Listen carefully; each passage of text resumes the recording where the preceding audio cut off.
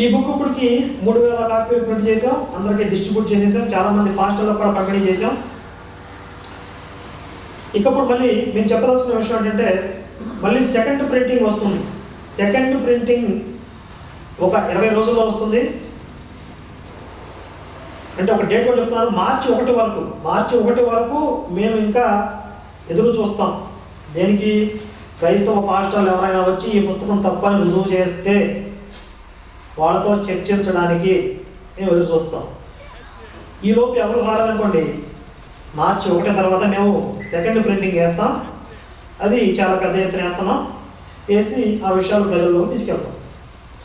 అయితే మళ్ళీ విజయ్ కుమార్కి ఒక అవకాశం ఇచ్చేసాం. ఆయన దాన్ని దుర్వినియోగపరిచి మా సమయాన్ని శ్రమని అంతా వృధా చేశాడు. కాబట్టి ఇక విజయ్ కుమార్కి అవకాశం లేదు. ఒకవేళ మళ్ళీ మాట్లాడాలి అనుకుంటే విజయ్ కుమార్ బహిరంగంగా క్షమాపణ చెప్పాలి. నేను మిస్బిహేవ్ చేసి